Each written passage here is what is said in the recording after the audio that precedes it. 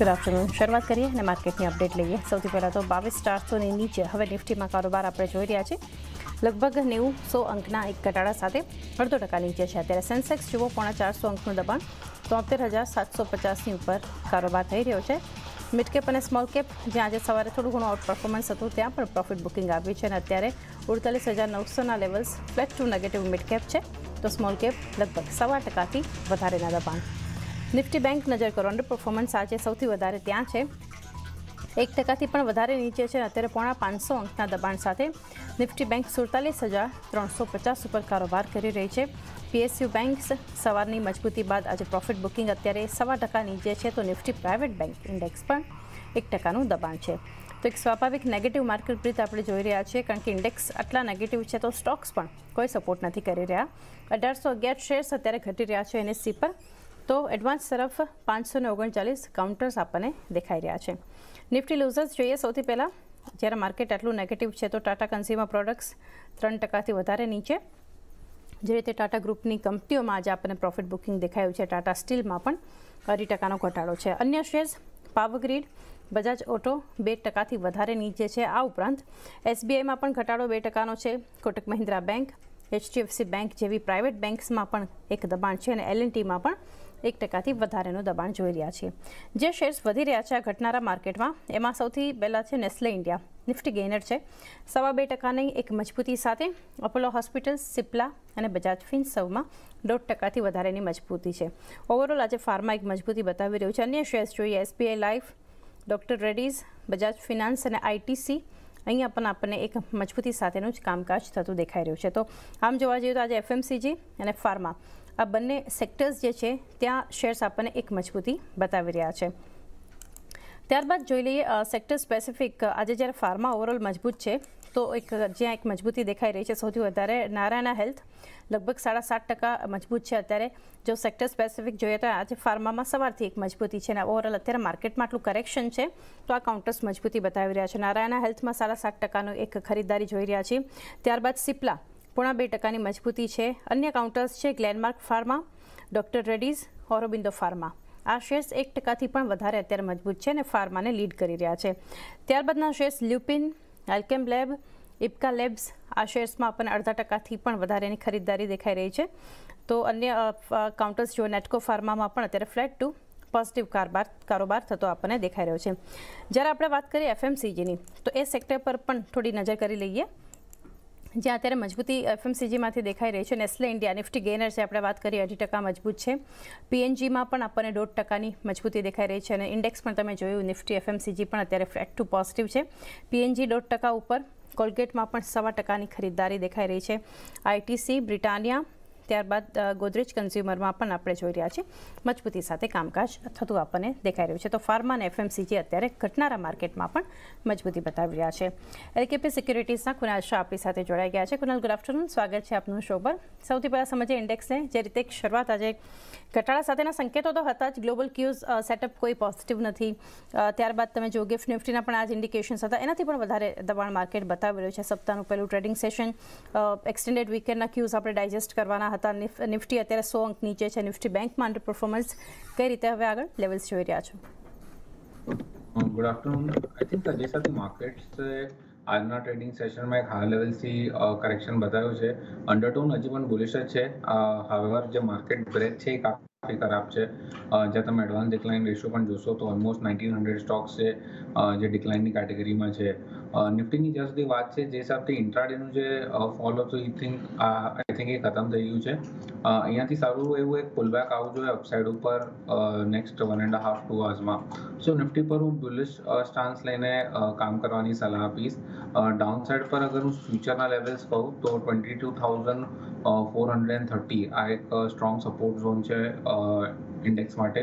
સો Nifty future 22,480ની આસપાસ trade કરે છે। સો તમને આ લેવલ્સ પર પણ તમે બાય ઇનિશિએટ કરી શકો છો। 22,430નો તમારે સ્ટોપ લોસ રાખવાનો છે અને 22,550થી લઈને 575ના ટાર્ગેટ્સ અપસાઇડ માટે રાખવાના છે। જ્યાં સુધી બેંક નિફ્ટીની વાત છે, અહીંયા રિયલ વીકનેસ છે આજના ટ્રેડિંગ સેશનમાં। બેંક નિફ્ટી જ્યાં સુધી 47,500 47,400 જ્યાં સુધી સરપાસ નથી કરતું ત્યાં સુધી થોડુંક પ્રેશરમાં રહેશે. બટ એકવાર એક ટ્રિગર નીકળી જાય છે 47,400નું, પછી એક વાપસ બાઇંગ મોમેન્ટમ મળશે, એ બેંક નિફ્ટીને 47,600 સુધી લઈ જઈ શકે છે.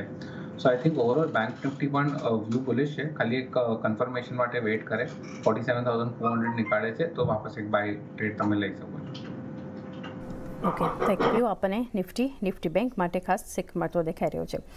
અને વાયદા બજારના કારોબારમાં અને સ્ટોક્સમાં સૌથી પહેલાં એક વ્યૂ લઈએ કુનાલ ઇન્ટરગ્લોબ એવિએશન પર, કારણ કે અત્યારે જોઈ રહ્યા છીએ લોંગ બિલ્ટઅપ, 4.5% મજબૂત છે આ શેર, અને એક ખાસા ઓઆઈ એડિશન લગભગ 45% આસપાસના આપણને જે છે એ દેખાઈ રહ્યા છે.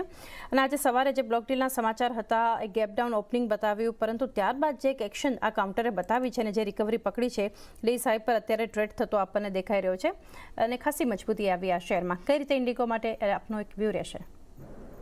આઈ થિંક ઓવરઓલ અગર ચાર્ટની વાત કરું તો ચાર્ટ બુલિશ સ્ટ્રક્ચર જ હતો, જે હિસાબથી ગેપ ડાઉન થઈને કમ્પ્લીટ બાઇંગ દેખાય છે. આઈ થિંક આ મોમેન્ટમ આગળ જતાં પણ કન્ટિન્યુ જ રહેવો જોઈએ. 3,350ના ઇમિડિયેટ બેસિસ પર હું ટાર્ગેટ જોઉં છું, અને અગર એના ઉપર સસ્ટેન કરે છે તો 3,475ના પણ લેવલ્સ આવી શકે છે.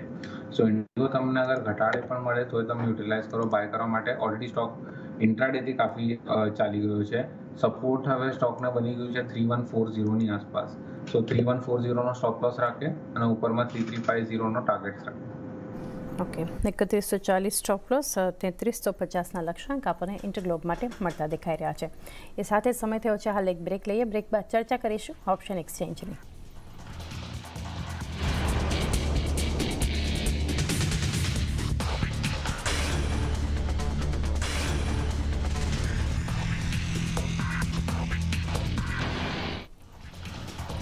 સ્વાગત છે એક વાર ફરી ફાયદાથી ફાયદા પર આપનું, અને હવે નજર કરીએ ઓપ્શન એક્સચેન્જ પર.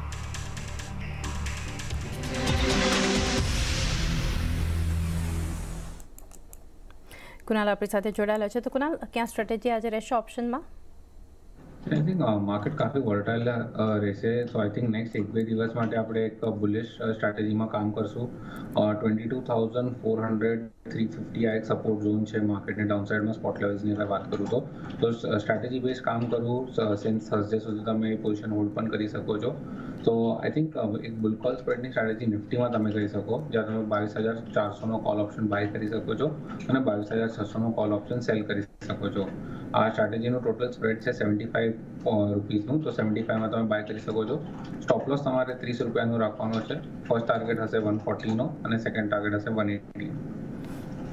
ઓકે, તો અહીંયા જે સ્ટ્રેટેજી બનતી દેખાઈ રહી છે બુલ કોલ સ્પ્રેડ નિફ્ટી, 22,400નો કોલ ખરીદો અને 22,600નો કોલ વેચો. 30ના સ્ટોપ લોસ સાથે 140-150ના લેવલ્સને તમારે ધ્યાનમાં રાખવાનું છે. અન્ય સ્ટોક્સ પર જે છે એક વ્યૂ લઈએ. આજે એક એફએમસીજી મજબૂતી બતાવી રહ્યું છે કુનાલ. અત્યારે ફ્યુચરમાં જોઈએ તો નેસ્લે ઇન્ડિયા, ઇનફેક્ટ નિફ્ટીમાં પણ આપણે ગેનર જોઈ રહ્યા છીએ. કાઉન્ટર શોર્ટ કવરિંગ છે, 2% મજબૂત છે અને 0.5% આસપાસના આપણને ઓઆઈ કટ થતા દેખાઈ રહ્યા છે. અન્ય કાઉન્ટર્સ પણ આજે એક મજબૂતી ખાસ કરીને બતાવી રહ્યા છે. એમાંથી બ્રિટાનિયા જોઈએ, ત્યાં પણ શોર્ટ કવરિંગ 1%ની ખરીદદારી. આઈટીસી 0.5% મજબૂત. કઈ રીતે આ શેર્સ માટે તમારી સલાહ રહેશે અને ક્યાંય પસંદગી? સો આઈ થિંક માર્કેટ જ્યારે નર્વસ થાય છે ત્યારે ફાર્મા અને એફએમસીજી ડિફેન્સિવ પ્લે કરવા આવે છે. જ્યાં સુધી નેસ્લેની વાત છે ત્યાં બુલિશ મોમેન્ટમ બિલ્ડઅપ થવાનું સ્ટાર્ટ થઈ ગયું છે. જે સ્ટોકનો એક પ્રીવિયસ સ્વિંગ આય હતો એ પણ એને ક્રોસ કરીને આવ્યો છે 2,600નો, એના ઉપર સસ્ટેન કરે છે. સો આઈ થિંક તમને કોઈ ઘટાડે મળે તો યુટિલાઇઝ કરો એ 2600ના લેવલની આસપાસ બાય કરવા માટે. સ્ટોપ લોસ અમારે 2550નો રાખવાનો છે અને ટાર્ગેટ 2700ના સબસેટ. ઓકે, 2700 સુધીના લેવલ્સ આપણને અહીંયાથી દેખાઈ શકે છે, ખાસ કરીને નેસ્લે ઇન્ડિયા માટે. ત્યારબાદના કાઉન્ટર જે ઘટી રહ્યા છે, આજે ટાટા ગ્રુપના શેર્સમાં જે ઘટાડો આપણે ટાટા સન્સનો આઈપીઓ હમણાં નહીં આવે એ અપડેટ બાદ કુનાલ જોઈ રહ્યા છે. ગુરુવારે નવા લેવલ્સ સાથે બધા જ શેર્સ આપણને દેખાયા હતા, ફ્રેશ હાઈ સાથેના કાઉન્ટર્સ હતા. અત્યારે જોઈએ તો ટાટા કેમિકલ સૌથી વધારે ઘટી રહ્યો છે એફ&ઓમાં, અને અત્યારે શોર્ટ બિલ્ટઅપ છે, 7.5% નીચે છે. ટાટા કન્ઝ્યુમર પ્રોડક્ટ્સ 3.5% નીચે છે. ટાટા પાવરમાં પણ 3%થી વધારેનું આપણને દબાણ. ટાટા સ્ટીલ જુઓ, નિફ્ટીના કાઉન્ટર્સ તમે જુઓ તો 2.5%નું દબાણ ત્યાં પણ છે. કઈ રીતે એક વ્યૂ રહેશે આપનું ઓવરઓલ આ બધી કંપનીઓ પર? સો આઈ થિંક ઓવરઓલ અગર વાત કરીએ તો વોલેટિલિટી કાફી હાઈ રહેશે. એમાંથી અગર મને લાગે છે જ્યાં થોડી ડિપ પર તમને બાઇંગ કરવી મળે તો I think Tata power utilise કરો બાય કરવા માટે. અંડરટોન અને મોમેન્ટમ કાફી સ્ટ્રોંગ છે સ્ટોક માટે. કરન્ટલી 430ની આસપાસ ચાલે છે, તો અગર તમને 410ની આસપાસ મળે તો તમે યુટિલાઇઝ કરી શકો છો બાય કરવા માટે. 390નો એક સ્ટોપ લોસ પકડીને ચાલવાનો છે. 440થી લઈને 450ના ટાર્ગેટ્સ આવી શકે. 390નો સ્ટોપ લોસ ટાટા પાવર માટે 440થી 450 સુધીના લેવલ્સ આપણને બતાવી શકે છે. ત્યારબાદનો શેર REC શોર્ટ કવરિંગ ત્યાં પણ છે, 3.5% મજબૂત છે આ કાઉન્ટર કુનાલ, અને 0.5%થી વધારેના OI કટ થતા આપણને દેખાઈ રહ્યા છે અને અત્યારે ડેઝ હાઈ પર ટ્રેડ થઈ રહ્યો છે REC. આના પર વ્યૂ ઇન્ટ્રાડે તો બ્રેકઆઉટ આવી ગયો છે કન્ફર્મેશન, તો તમે કરંટ લેવલથી પણ તમે બાય કરી શકો છો. સ્ટોપ લોસ એ તમારે ડાઉનસાઇડ પર રાખવાનો છે, જે 470નો. ફર્સ્ટ ટાર્ગેટ જોયું છે 500 અને સેકન્ડ ટાર્ગેટ છે 525નો. સો REC એક શોર્ટ ટર્મ બેસિસ ઉપર ઘણો સારો ટ્રેડ બને છે. એક વ્યૂ બનતો દેખાઈ રહ્યો છે આપણને RECના કાઉન્ટર માટે. એ સાથે જ સમય થયો છે હાલ હવે એક બ્રેક લઈએ. બ્રેક બાદ જાણીશું કુનાલના ટ્રેડિંગ કોલ્સ.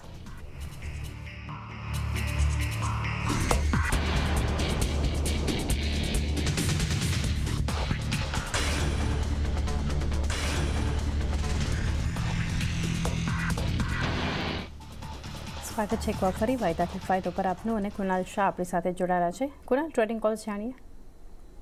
જે પહેલો કોલ હશે એ મારો ફાર્મા સ્પેસમાંથી હશે. આઈ થિંક ત્યાં મોમેન્ટમ હજી સ્ટ્રોંગ છે અને એક સ્પેસિફિક સ્ટોક છે જ્યાં બુલિશ મોમેન્ટમ દેખાય છે, એ છે ડોક્ટર રેડ્ડી. સ્ટોકે ઓલરેડીના લાસ્ટ 3 થી 4 દિવસના હાઈને પણ સરપાસ કરી દીધું છે વોલ્યુમ સાથે. 6400ની આસપાસ ચાલે છે, તો તમે ડોક્ટર રેડ્ડીને કરંટ લેવલથી લોંગ કરી શકો છો.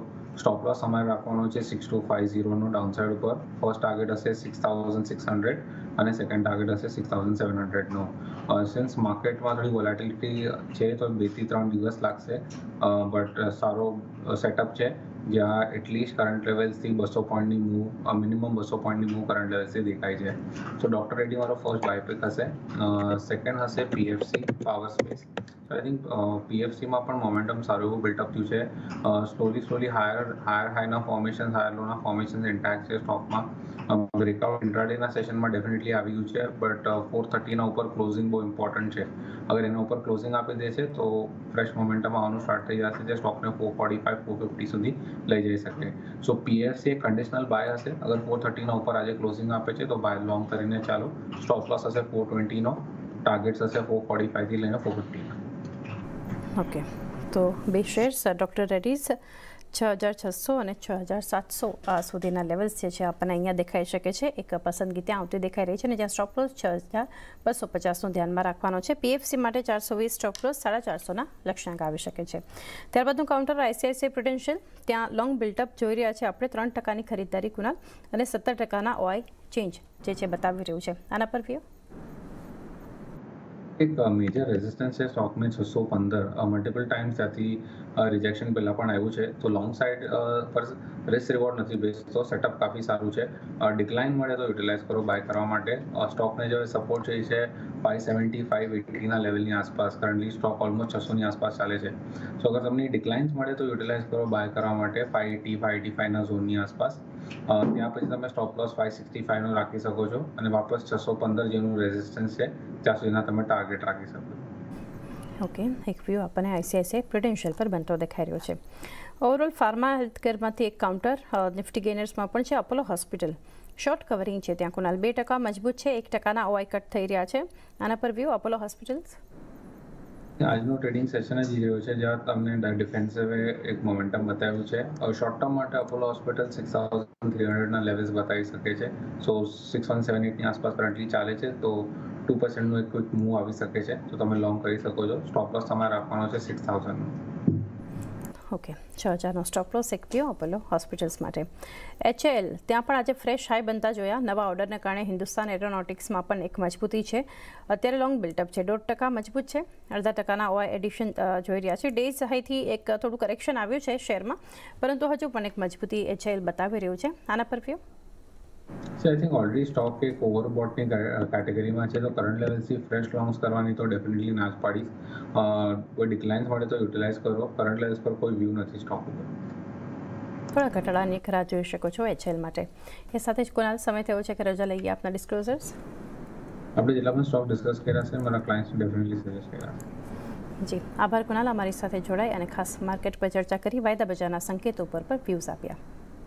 તો એ સાથે જ હાલ વાયદાથી ફાયદોમાં બસ આટલું જ. મને પણ આપશો રજા. આગળની રજ અને આરતી લઈને જોડાશે ક્લોઝિંગ બેલ. જોતા રહો CNBC બજાર.